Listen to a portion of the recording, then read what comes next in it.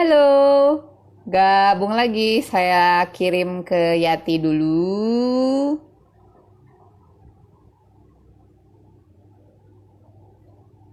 Hai,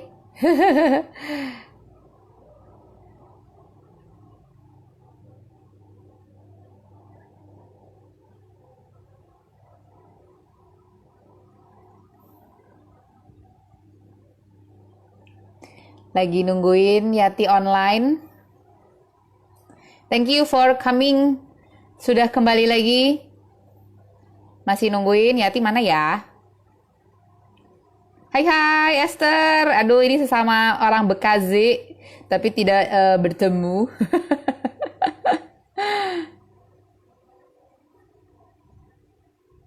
Lanjut. Tadi bahasan sampai mana ya? Sampai oke, Beef Tahul sudah join. Masuk dong. Sip, sip.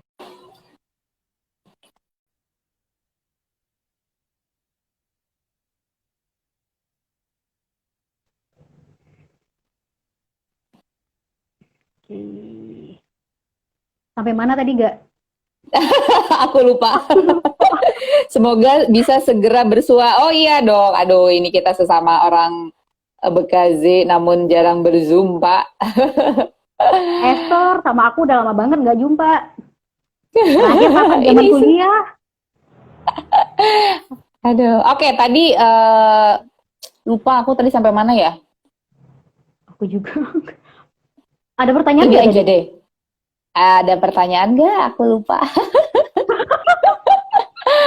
Jadi menurut kamu pada kumpul yuk di Bandung. Kuy, Ayo. Bandung. Halo Kak Dian. Ntar ya kalau udah nggak perlu tes-tes web segala macam. Apalagi Padang ya, Ti. Hahaha. Oh, tuh ada Mbak Ade. Halo Mbak Ade. Ini anak Waduh, murid Anda sedang sedang IG aku live. sering jumpa Mbak Ade di kelas. Mantap lah ini teman-teman klinis. Kalau dari kamu sendiri, mungkin kita mungkin punya maksimal 15 menit lagi lah ya, biar nggak terlalu lama. Oke. Mm-mm. Hai hai, oke, hai Mbak. Oke, kalau ada yang mau nanya boleh masuk pertanyaan. Terus kalau dari kamu sendiri, em, apa yang mungkin kamu pikirin gitu? Udah pada punya calon, hihihi, kepo ini mah. Aku Kepoannya saya pengen nikah jawab. deh. Ya, iya jawab Kalau Mbak. saya jawab sih, saya belum. Jadi mohon untuk teman-teman yang hadir, mau memperkenalkan, boleh, boleh, boleh. Gitu. Kalau dari aku sih seperti itu. Kamu ada lagi deket nggak katanya? Bikin Siapa yang gosip. available buat dijodohin? Nah, kepo juga. Nah Belum tuh tuh ada, Mbak. Bu. Kak Gali, Ini dikasih mohon, loh mau Mbak barusan Mbak. Kak Gali, kalau ada yang mau dikenalin. Eh, Kalau kamu mengisi, let's say lah, ada target buat nikah gitu, terus ada target atau enggak, terus apa yang kamu lakukan untuk mencapai target kamu gitu, misalnya. Hmm. Kalau aku sih mungkin kekurangannya di sana ya, aku nggak pernah nargetin akan menikah di umur berapa gitu, makanya kali ya belum ketemu sampai sekarang, tapi Oh, aku nggak tahu. Nggak, aku nggak pernah nargetin memang. Bener-bener nggak pernah nargetin. oh, Karena menurutku ini ya namanya aja apa sih milestone ya, lifespan development gitu. Kayak yang uh, satu hal yang nanti ada ininya, ada waktunya akan sampai ke sana gitu. Jadi aku tidak tidak hmm, mengusahakan. Biasanya ini cara berpikirnya aku nih, nggak tahu deh ini benar atau salah, tapi sejauh ini aku hmm, berpikirnya dengan cara seperti itu gitu. Jadi itu yang memang yang ngalir aja gitu. Biasanya yang aku oh, targetkan itu adalah hal-hal yang aku ingin lakukan tapi aku belum kebayang bagaimana melakukannya, atau hal-hal yang sangat ingin aku capai dan perlu aku hmm, usahakan kayak gitu. Tapi kalau untuk menikah, sejujurnya aku belum tahu targetnya kapan, dan aku juga nggak tahu bagaimana cara untuk untuk sampai ke sana gitu, aku nggak tahu. beneran nggak tahu. Yang aku tahu adalah aku berusaha untuk selalu mengupgrade kemampuan aku, memperbaiki diri aku yang aku ngerasa, aduh kok sekarang aku jadi ini ya, judes banget ya misalnya gitu. Atau yang kok kayaknya aku kalau ngomong sama orang sekarang senggol bacok banget ya kayak gitu. Menurutku itu ini hal yang nggak sehat nih, harus diperbaiki, ya aku perbaiki gitu. Tapi kalau untuk yang lain-lain itu mah, nih aku kayak nih Dewinta bilang nih, ya dong nikah mah bukan prestasi jadi nggak usah ditargetin. Iya iya, aku berpikirnya selama ini kayak gitu gitu. I see, I see. Oke, oke. Bukan balapan nikah mah, iya bener banget. Ah, Kalau makasih aku Dika. kalau aku bukan nargetin ya, kayak ya pengen aja gitu kan. Dulu umur 24, habis itu 28. Habis 28 udah nggak ada target.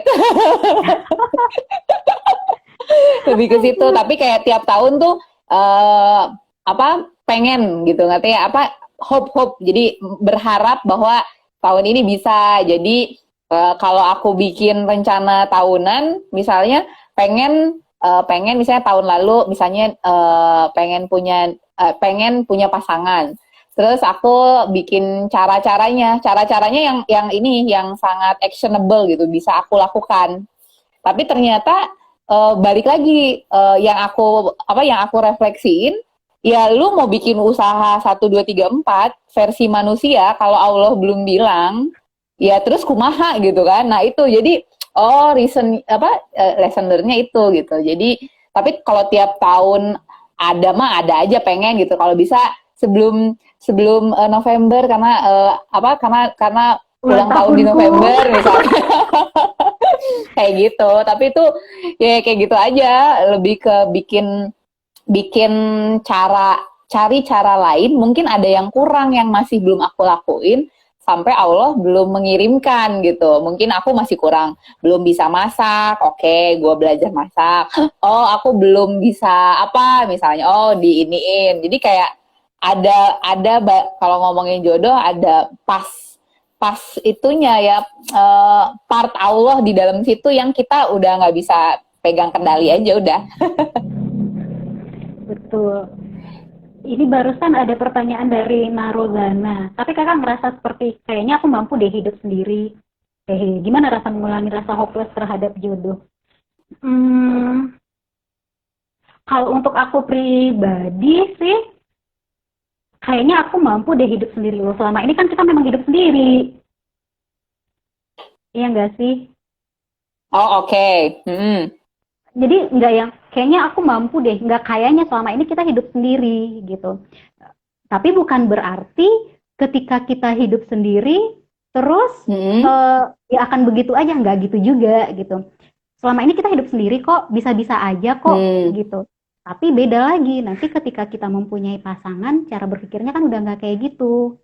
Ketika punya pasangan, ya posisikan diri kita sebagai bagian dari ya pasangan itu gitu. Kalau menurutku gitu. Gimana rasa mengurangi rasa hopeless terhadap jodoh? Ya kayak yang aku bilangin tadi, kalau untuk aku sih aku tidak ngerasa hopeless ya, karena hidup masih masih berjalan dan ya jatah kita nggak akan diambil orang gitu. Jadi aku tidak merasa hopeless kalau untukku pribadi. Tapi kalau ada perasaan seperti itu, mungkin bisa dicoba dengan jadikan diri kamu berarti dengan apa yang kamu bisa. Kalau menurutku kayak gitu ya. Mungkin ya kayak aku tadi itu ikut komunitas, ikut olahraga ini itu, aku mencoba belajar jahit juga kayak gitu. Itu membuat aku ngerasa banyak ya.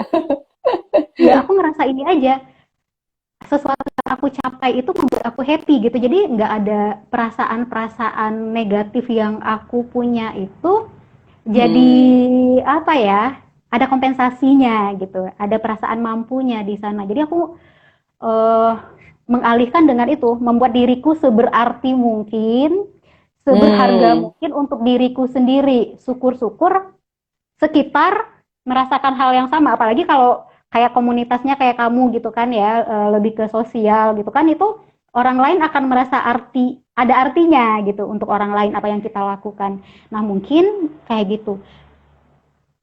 Aku sih Oke, mikirnya ke sana. aku ah, ini actionable juga sih. Jadi bisa dicobain nih Kak Naro. Jadi misalnya ini saya dapat dari dating coach, seorang dating coach dari UK, if I'm not wrong ya, dia dari UK, tapi udah sangat banyak followersnya lah dia. Nah, dia lagi interview sama sama seseorang, jadi kayak bikin kayak gini lah, bikin bikin diskusi gitu ya. Nah, salah satu cara yang bisa dibuat supaya kita nggak hopeless adalah buat sejembreng, wah sejembreng, bikin list semua hal yang bisa kamu lakukan. Ditulis nih, gue bisa tadi dirimu menarik nih, aku bikin menjahit, aku olahraga, aku ketemu orang baru, aku ini terus dibuat. Bahkan si perempuan yang lagi diskusi sama dating coach ini bilang, I make 100 list of activity yang dia bisa bikin, yang dia bisa lakuin sendiri. Nah, ketika kamu bikin 100 list, terus kamu bisa cek kan, cek atau di strip gitu bebas lah. Pokoknya kamu cek checklist. Nah, ketika itu kamu akan merasa punya apa tadi bahasa kamu berarti gitu. Jadi yang dicintai terlebih dahulu adalah diri kita, bahwa kita mampu melakukan A, B, C sampai Z kali 7 misalnya. Nah, itu makin banyak yang bisa kita lakukan, makin worth kita makin bernilai diri kita gitu, karena kita bisa melakukan semuanya sendiri. Kita harapannya bisa semakin mencintai diri kita. Ketika kita mencintai diri kita, di praktiknya si dating coach itu adalah, itu sebenarnya magnetnya datang sendiri gitu. Jadi kita nggak jadi hopeless lagi soal jodoh, bahwa jodoh itu ya, kalau kita tahu nature-nya jodoh adalah tadi ada part usaha kita, ada part takdir dari Tuhan gitu. Nah, itu kita jadi nggak hopeless gitu. Yang ada kita mau terus berusaha memperbaiki diri. Memperbaiki dirinya apa aja, tergantung mau isi kepalanya, mau kepribadiannya, mau dompetnya, mau nabung beli rumah, mau nabung beli mobil, apalah. Jadi maksudnya yang di apa ya bahasanya, pokoknya yang diinin diri kita dulu gitu. Tapi bukan jadi selfish juga, jadi ngerasa independen, seindependen itu, tapi nggak juga. Itu itu ada seninya gitu, kayak gitu Oh sih, ya, menarik tuh. sister. Iya, aku setuju tuh yang bagian dari mencintai diri sendiri dulu gitu. Ini relate sama topiknya 2 minggu yang lalu ya, Kak Zeta sama Dika. Kalau untukku, Mm-mm. ketika sekarang kita kondisinya single, sedangkan teman-teman yang seusia kita sudah punya keluarga sendiri, udah punya pasangan, udah punya anak-anak, sebenarnya di sana Mm-mm. adalah kesempatan yang lebih bagi kita untuk mengenal diri kita sendiri dulu gitu. Ketika kita Hmm. ketika kita mengenal diri kita, semakin kita tahu kita punya potensinya di mana, Apa aja, kesulitannya heeh. kesulitannya di mana gitu. Kita akan Mm-mm. lebih punya punya usaha untuk memaksimalkan barangkali potensi yang kita punya, dan kita mencari cara bagaimana supaya kelemahan-kelemahan yang kita punya ini bisa kita minimalkan kayak gitu. Nah, sebenarnya ini juga relate sama temanya Teh Mala tadi sebelum kita live. Teh Mala juga live kan. Nah, ini ada tema yang ini juga. Mungkin nanti dilihat di IG live-nya apa? TV Teh apa? Mala. IGTV. Ya Teh Mala tentang teori ini, walaupun sebenarnya temanya bukan ini gitu, tapi ada di sana tentang mengenal diri sendiri. Jadi, ketika sekarang kita sendiri, ini kesempatan loh untuk kita, ketika teman-teman kita yang lain sudah disibukkan dengan mengenal pasangannya, mengenal bagaimana anak-anaknya, Hmm. bagaimana harus menghandle anak-anaknya, kita masih diberi waktu yang lebih untuk mengenal diri kita sendiri, memaksimalkan apa yang kita punya gitu, dan meminimalisir hal-hal yang mungkin gak bagus dari diri kita. Menurutku kayak gitu. Menarik tuh. Oke, dari aku sih sejauh ini seru pembicaraan yang sore ini, yang relate personal gitu, yang jarang orang mau ngobrolin karena sensi-sensi gimana gitu.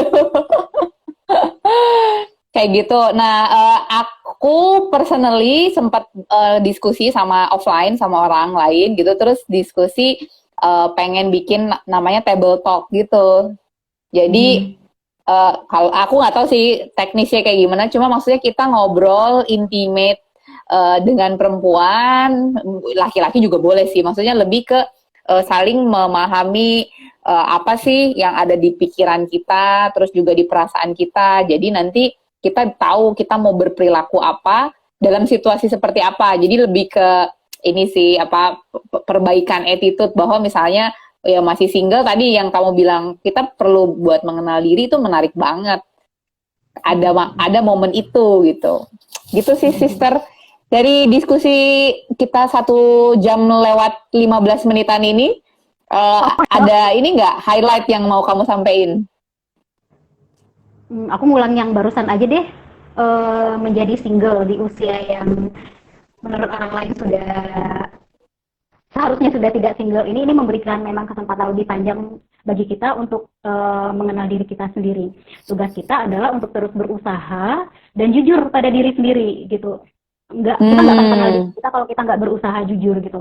Dan untukku sendiri, jujur kepada diri sendiri itu bisa aku lakukan untukku ya, itu malam.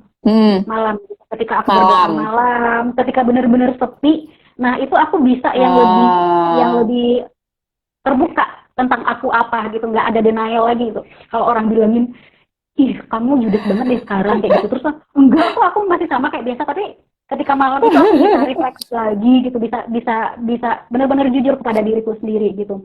Dan ya aku tahu apa yang sebenarnya dikatakan oleh kata hati kita itu sebenarnya nggak bohong gitu. Jadi kadang-kadang kan kita agak ragu nih, ini beneran kata hati saya atau sebenarnya ini adalah keinginan saya gitu.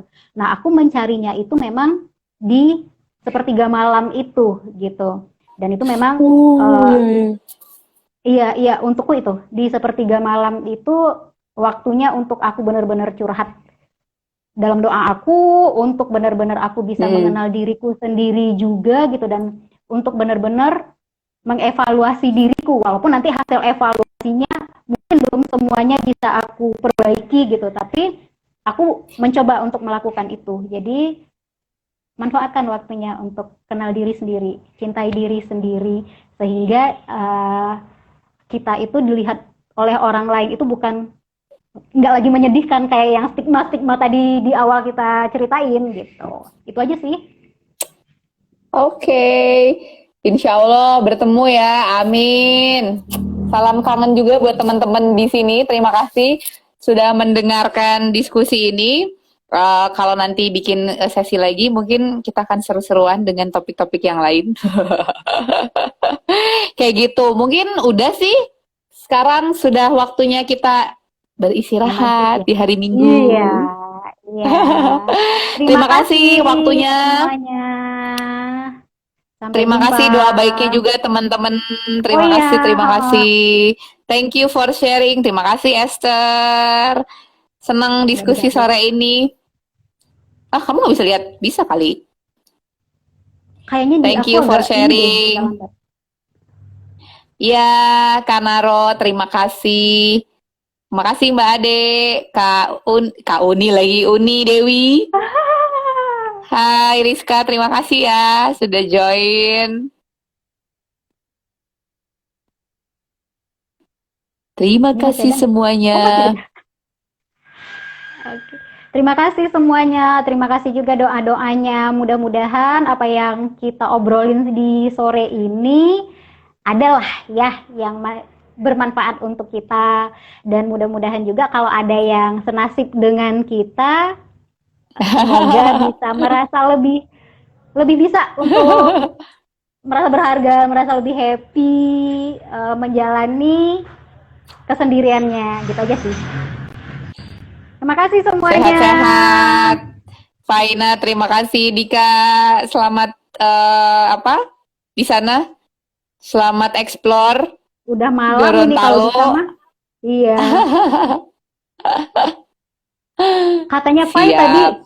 Katanya Fai tadi siap untuk menerima curhatan kita gak? Oke, ditunggu ya, Fai. Biasa juga curhat. Oh iya, aku jarang nih komunikasi sama Fai. Jadi kapan-kapan. Aduh. Oke, aku udah boleh matiin. Baik, terima kasih. Assalamualaikum warahmatullahi wabarakatuh. Waalaikumsalam warahmatullahi wabarakatuh. Ini matinya gimana?